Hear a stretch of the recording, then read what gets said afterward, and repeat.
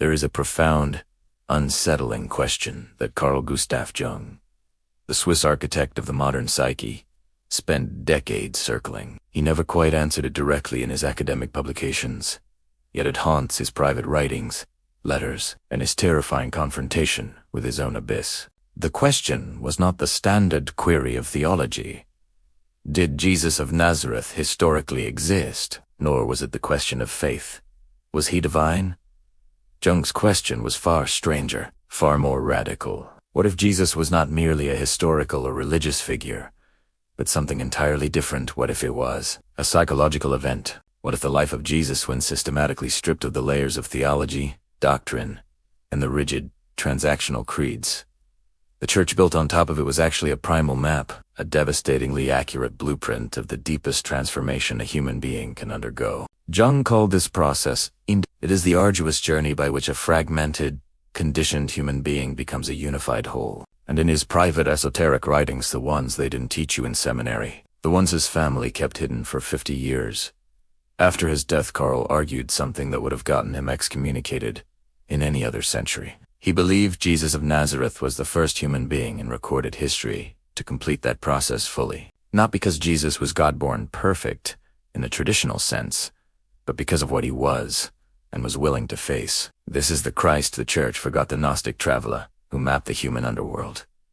Stay with me, because what Carl saw in the life of Jesus, you have never heard framed this way before. Before we can look at Christ through Jungian eyes, we must first confront the territory. We need to understand what individuation actually is, because the word gets thrown around constantly in modern self-help, almost always stripped of its cost. In Carl's framework, the human psyche is not one thing. It is not peaceful. It is a battlefield.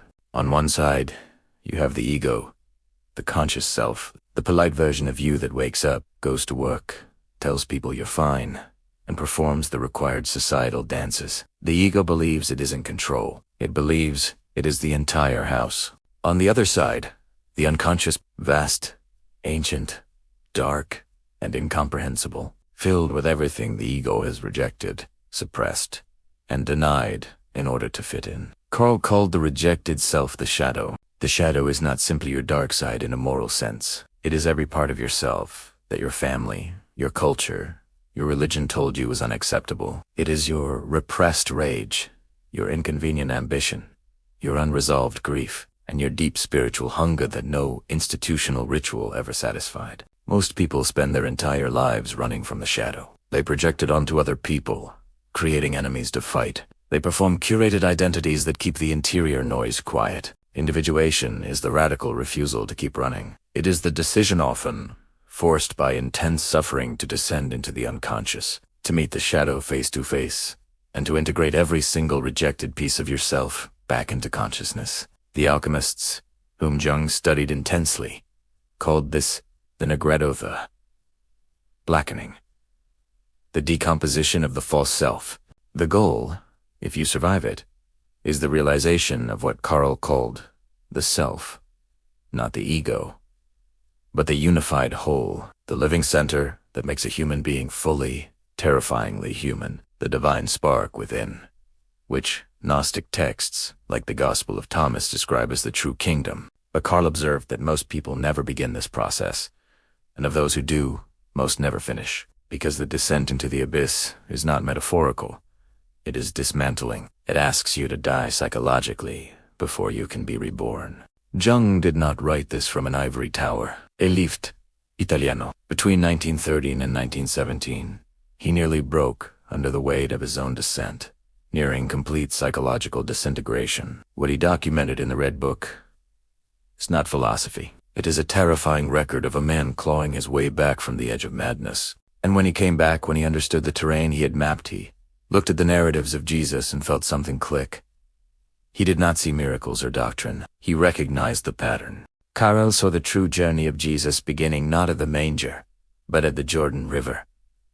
He focused on the Gospel of Mark, the oldest, rawest gospel, the one closest to the historical trauma of the original events. The moment Jesus emerges from the water, the Greek description is startlingly violent. Schismonis. The heavens were not gently opened. They were torn apart, rent, and then comes the voice. You are my son, the beloved. With you I am well pleased. Orthodoxy reads this as divine affirmation from a father to a son. Jung read it differently. He saw it as the precise moment Jesus, the man, consciously received what the psychological tradition calls the numinous, an overwhelming, crushing eruption from the unconscious, an encounter with something so much larger than the ego that it can only be described in the language of the divine. Now, pay attention to what happens immediately after. The Spirit drives him into the desert, not leads, not invites, drives sekpolitha. Same word used to cast out demons. This is the language of compulsion, of being seized. Genuinely integrated pneumatics know this feeling that the psyche itself is dragging you somewhere you would not choose to go. In Gnostic cosmology, the desert is the domain of the archons, planetary rulers of the matrix, the entities that enforce the limitations of matter. For 40 days, Jesus faces their chief, the adversary, or Diablos Greek, for the one who throws things apart, the great fragmenter. Jung had a very specific and highly uncomfortable theological view of Satan. In his profound work, Gustav Jung argued that in the biblical tradition, the repressed, dark aspect of the divine itself is projected onto this figure. Therefore, in psychological terms, the wilderness temptation is the definitive shadow confrontation. The adversary doesn't threaten Jesus. He offers him smaller, safer versions of himself. He offers him bread, the hunger for material survival. He offers him power over all kingdoms, the ego's fantasy of total control. He offers him the demand to test God, the shadows, a way of saying, this meaning you found might be an illusion. Force the divine to prove itself. Every temptation is a form of the Gnostic query. Who are you really? Under the layers of conditioning, under the hunger, under the power, what is the divine spark that remains? And Jesus refuses. But Carl emphasized this distinction, which is everything in psychology. Jesus doesn't refuse by pretending the shadow isn't there. He doesn't suppress it. He enters into dialogue with it. He meets it consciously and chooses differently. Suppression creates conscious confrontation creates transformation. When a human being integrates their shadow and begins to live from the unified self, rather than from the defended ego, they become, in Jung's terms, radically The ego is always performing. It needs social validation. It needs approval. It calculates behavior based on fear. The integrated self has no such need. It has nothing left to defend. And when you read the Gospels through this lens, something extraordinary becomes visible. Jesus does not behave like a man managing his public image. He does not behave like a man seeking the required religious validation. Ethoches lepers making himself ritually unclean according to historical Mosaic law. He speaks to women in publica, act deeply transgressive in that patriarchal culture. He eats with tax collectors and sinners. The precise people his entire community has designated as shadow figures, as untouchables. Every person his society has rejected. He approaches. He does not create enemies. He integrates. Jung saw this as Christ's externalized individuation. The man who has integrated his own shadow can no longer project it onto others. Where the unintegrated person sees an enemy to fight, the individuated person sees a human being to face. But there is something more destabilizing. The core teachings themselves. Love your enemies. Blessed are the poor in spirit. The kingdom of heaven is within you. Jung concluded these were not moral rules. They were psychological descriptions of what life looks like after Love your enemies is impossible for the ego. The ego requires opposition. It defines itself by who it fights. But the self, having accepted its own inner darkness, has nothing left to project. It has no more use for an enemy. The kingdom of heaven is within you. In the original Greek, entos hemen translates more accurately as within you or in the midst of you. Not a location after death, a state of consciousness available now. Carl believed Jesus was describing in the precise, symbolic language available to a first century rabbi the same psychological reality he was mapping clinically.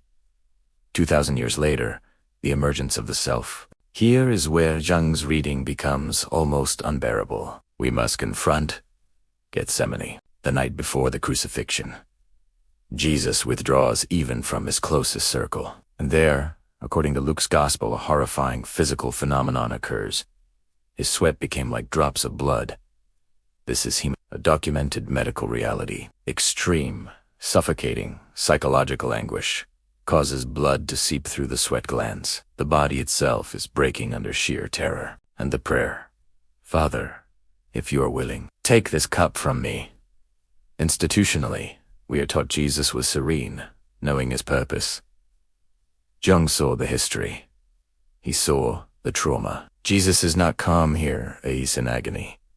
He does not want to die. Jung saw this not as a failure of faith, but as its deepest expression. The fully individuated person is not someone who has transcended their humanity. They are someone who has gone all the way into it. The ego says, protect yourself, avoid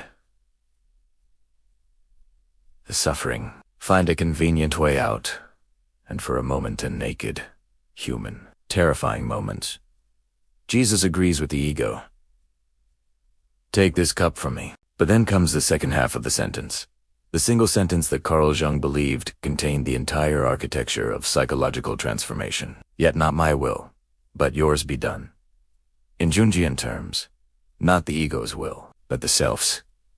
Not the conscious mind's comfort, but the deeper, unified senna that has already integrated what the ego cannot bear. Jung believed Gethsemane not the cross, not the resurrection, was the absolute critical moment of individualization. It is the voluntary pivot, the moment when a human being, in full, lucid awareness of what it will cost, chooses the path of wholeness over the path of survival. The abyss is always voluntary at this point. The entire arc of a defended, reactive human life is, in Carl's view, an extended Gethsemane, the endless choosing of comfort over transformation. Jesus said, "Not my will," and went forward. The crucifixion, read psychologically, is the death of the ego, not the physical death of a man, the death of a psychological structure.